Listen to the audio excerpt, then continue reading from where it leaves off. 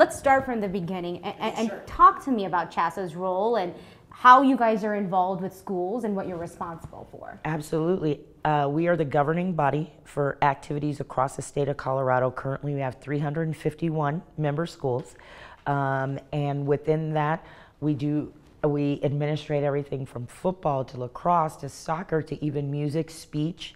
And so it's a big umbrella. We probably have close to, and I want to say, I'm not really sure of the total numbers of student athletes that we have participating, but I know that the National Federation says that high school participation is in the millions, and we had I think it was a 6 to 7% increase over last year with participation numbers. And what is your role with working with the schools? What do you guys specifically do? Specifically, I would liken us to the NCAA of high school athletics for the state of Colorado.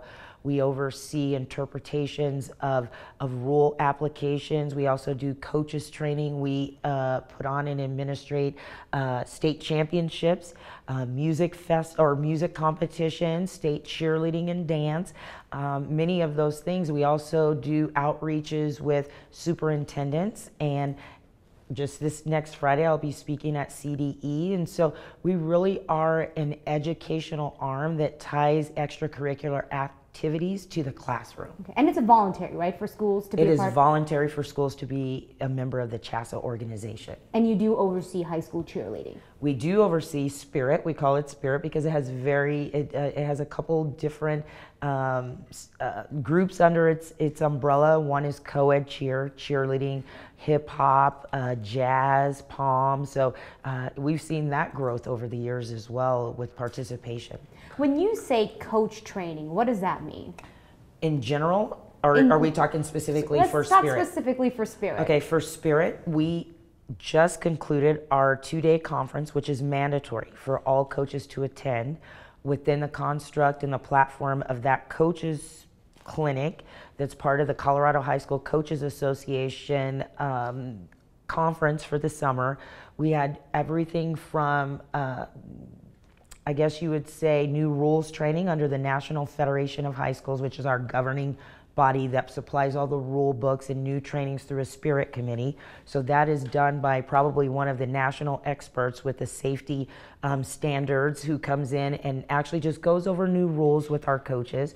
We also had several different, we did have a safety portion to that this year, but that's part of the you know, you have your meet and then you're able to offer electives. So we truly do mix up our electives, anything from stunting and all of those kind of things. And usually I don't run the state championships.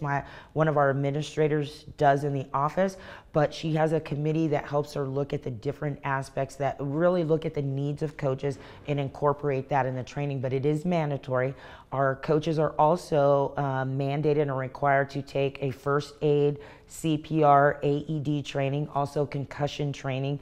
Those are all parts of the mandates. And then we have a CHSAA test as well that they have to reach a certain percentage in order to be able to coach for the year.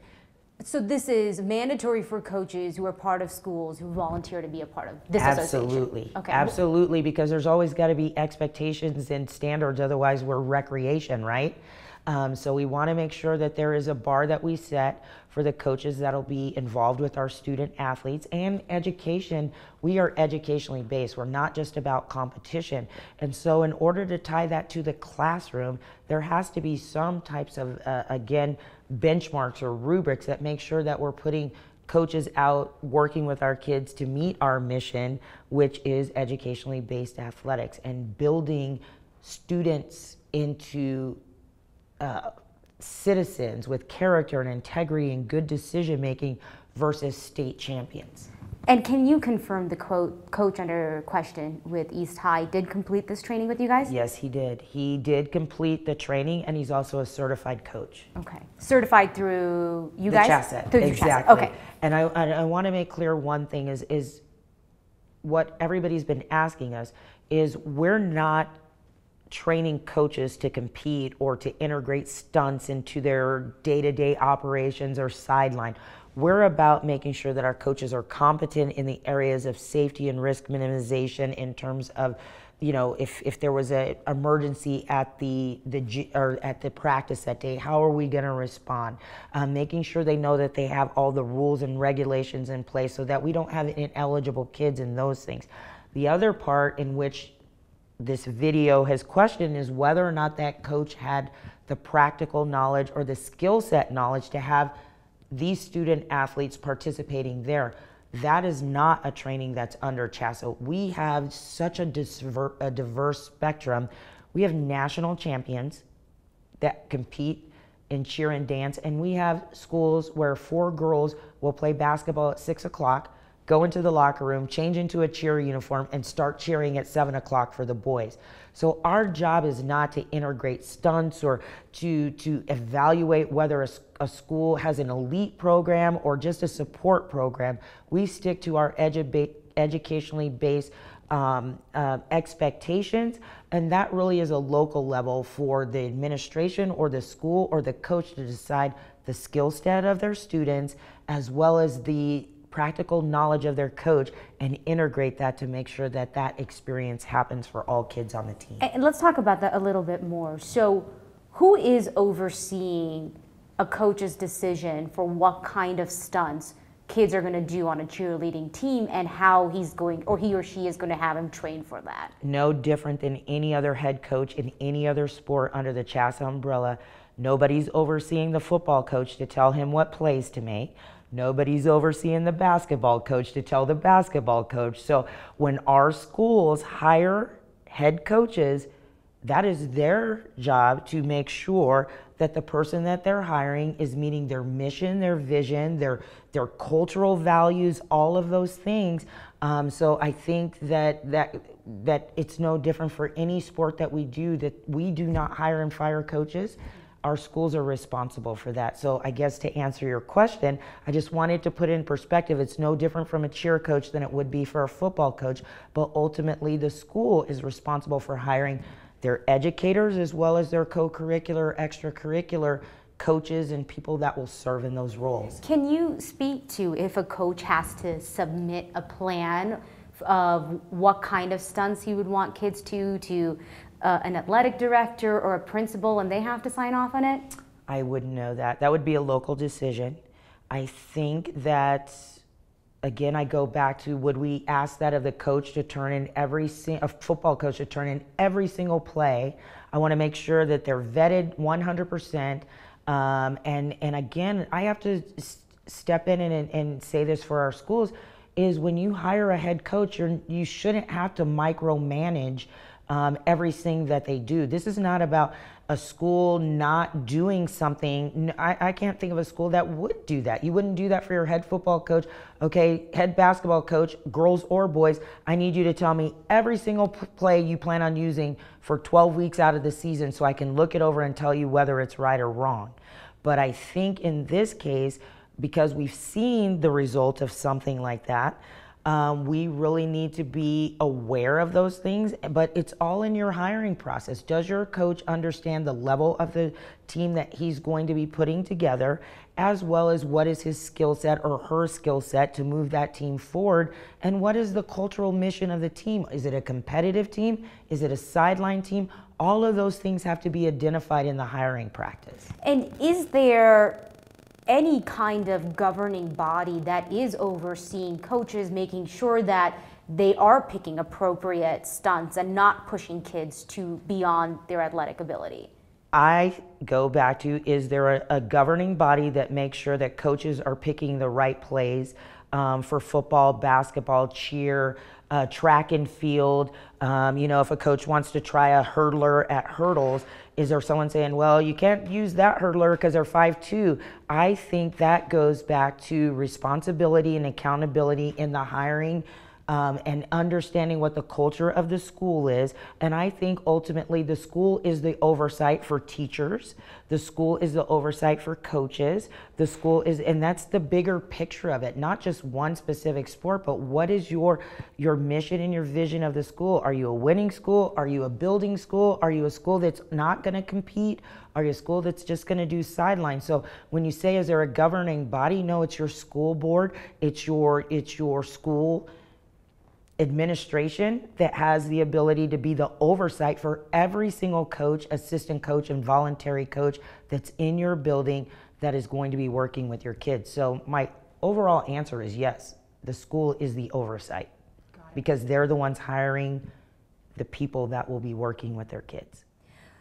When you saw that video, I'm sure you've seen it at this point, if someone came to you, if a mom, a dad came to you and said, this happened to my kid, what would CHSAA do about that? What would your reaction? I wouldn't look at the video. I wouldn't look at the video. So if a mom or a parent came to me and said, we have a video of something, I would send them back to their local school. I'm not a clinician. I'm not a judge. I am not in a position to judge whether or not something is right or wrong or illegal. That puts all of us in a bad position because that is really a local issue. What is your coach attempting to do with your child in your educational system that you need to be communicating point blank with your athletic director, your coach, your principal, your superintendent? And I always say the hierarchy continues to go until you get to your school board member. You are a parent within that school, which gives you rights to ask questions about the safety of your child, which is in the umbrella of your school district. So I leave it at that. I don't want to micromanage the decisions of our schools and support our parents as long as they go to the proper, I guess you would say the proper protocol and the proper change, because those are the decision makers.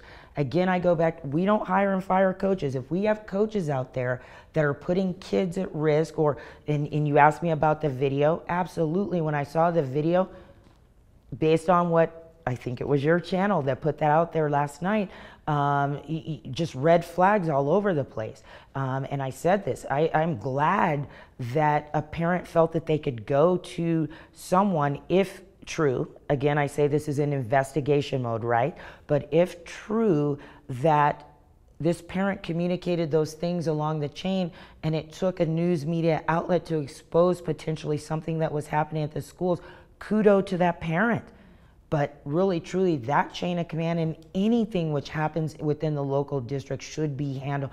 You don't want your state association micromanaging in any portion of these athletic programs that aren't under our control. We shouldn't be walking into things that should be managed and administrated, because then where do you draw the line of our level of management and responsibility versus the schools? We don't need to be sending out mixed messages. Parent has an issue with something that's happening with their child, the first place and the only place that they should be communicating that is the people who can impact change or make those decisions, which is the local level. So when you saw the video, though, you said there were red flags everywhere with what you saw. Yes. Okay. Tell me a little bit more about your reaction as you watched it. Well, our mantra is athletics and activities should be fun. And when I saw that video, that didn't look fun to me. Something was wrong. Whether that was a connect between the skill set of the students or the connect between the progressional education of the coach that was trying to put into place this particular stunt. It didn't look good. And we continuously say that athletics and activity participation should be fun. And anybody, you don't have to be an expert, you don't have to be a cheer coach to know that when you looked at that video, and that's why the response is out there, that something's not right, that there's red flags. This doesn't look right. I just want to leave it at that. But I want to say this, and I know people want to always point fingers, and I think the investigation is ongoing, which is absolutely the way this should happen. But the school, based on the decision makers that have received this information at the time that it was presented through a news media, I think that they have acted appropriately. They have made some quick decisions in terms of people that may have been involved in this incident, and I don't think those people are are involved in the investigation. I'm not even sure if they're part of the staff or if they're on probation, but I think when this was brought to the attention of the decision makers at the Denver Public Schools, they have responded appropriately, and they have responded quickly and have tried to accommodate everybody that wants answers, and I think that's important. And that leads me to my next point we wanted to ask you, especially, is that we started hearing from some of the cheerleaders themselves who were on the team, saw the video, and said, if you're not puking, if you're not in pain, you're not doing this sport correctly. Is that the kind of message you want our athletes, high school athletes across the state, to be feeling like, or is that the message that they should be getting being a high school athlete? Okay, so we're talking about one incident versus what 90% of our coaches have absorbed through our coaching initiatives and our common language. I think if you go to the CHSAA website, you'll know through our mission, our vision, through our platforms, that's not our message. And I think you've heard from the superintendent of DPS, that's not their message. So to try to equate one incident with any message coming from a school district or a state association would just not be accurate, because we just completed, we were part of the Colorado High School Coaches Association. They do a 2-3 day clinic of coaching platforms and different educational outreach programs, and they had record numbers this year. So there's a common language out there about what we're trying to do, which is educationally based athletics that is not focused on championships, but focused on building character and integrity and kids that make good decisions as they move forward. And this story has taken a life of its own, but I'm always excited and happy to brag on the 99% of the coaches that any one of us who's been involved in sports and athletics, when someone says, who was your mentor, who brought you to the place that you are, all of us think back to that one coach or that one person that touched our lives. And I think that the 99% of Colorado coaches those are the ones that we truly talk about. So yeah, our message is pretty clear. You go on our CHSAA now and you go to our website and we speak volumes about the expectations of coaches. And I know you said that it is ultimately the school district and the school's responsibility to be overseeing who their hires are and how they are handling the students, athletes, and the programs, correct? Sure, yeah. Yes. Do you think that this incident, though, has brought up the idea that maybe there is a hole, maybe there isn't enough oversight, and something does need to be created to make sure that this never happens again? I would think this local school district has the ability to look at that within their own umbrella. I think that it's a local decision to have a stricter standard. I think some of our school districts probably have that oversight and a stricter standard in all sports. I mean, I know we're talking about a cheer incident. I know we're talking about potentially something that has, again, grown. But I think that the opportunity for our schools, whenever anything happens at the CHSAA, we always self-evaluate. Like, could we have done this or that? In this instance, this is a local school issue that they need to look at their pattern of hiring, pattern of oversight in terms of dealing with this particular issue. And would you say it's the individual school's responsibility to oversee the hires or the district's responsibility? Wow. You know, because we have some schools that only one school's in the district, right? So we're speaking about what we know in the metro area, where rural areas, guess what? Their district is their school and the superintendent is sometimes the bus driver, right? So I guess what I'm saying is I think we're in the business of kids, and it really doesn't matter who is really assigned to that. I think we all have a responsibility to make sure that whatever area of responsibility that we have, that part of that is oversight and accountability for the jobs that we have been hired to do. So I can't speak about the diversity of our state and how each one should function. I just know that at the end of the day, our kids have to be in the forefront of every decision we make and every platform that we have there and every hire that we do. In this case specifically for East High, a metro area school, who do you think that responsibility lies with? I don't know the makeup of their school district, so I don't know who technically hires. Is it the principal? Is it the athletic director? I don't know what internal controls they have for any hire. So I would be it would be irresponsible for me to say who should be in charge of that, who should be responsible for that, because I would be speaking from not having a knowledge base of any hiring process that they have in place. So I guess I would just say that the overall, whatever process they have in place, maybe because of this incident, as you said, they're going to have, I shouldn't say that, I was going to say guarantee you, but I bet you there will be some checks and balances that will be put in place from here on out, and some protocols that are put in place through the district, which at the end of the day will benefit all kids.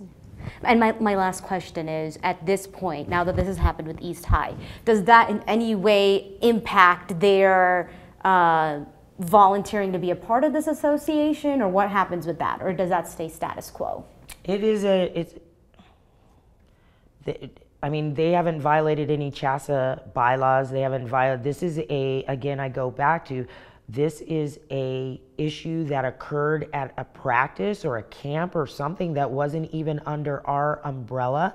And so it really is a local issue. And as again, what I said, I think that the administration, I think that since this story has become national, that I can't think of anything negative that I can say about the decision makers from Denver Public Schools banding together and making sure that they have all of their checks and balances in place to address this issue on behalf of their kids. So I can tell you from my perspective, I don't see anything within their decision making up to this point. They've already addressed their coach to this extent. I heard they've addressed some of their administrators at this extent. It's an ongoing investigation, but we're not seeing where Denver Public Schools is doing anything within this investigation that is contrary to what CHSAA wouldn't hope that they would do, which is to find the answers and to make sure that anything that happened within this program, whomever is responsible for it, will be dealt with within the proper authority of the school district. So I need to give them kudos for that.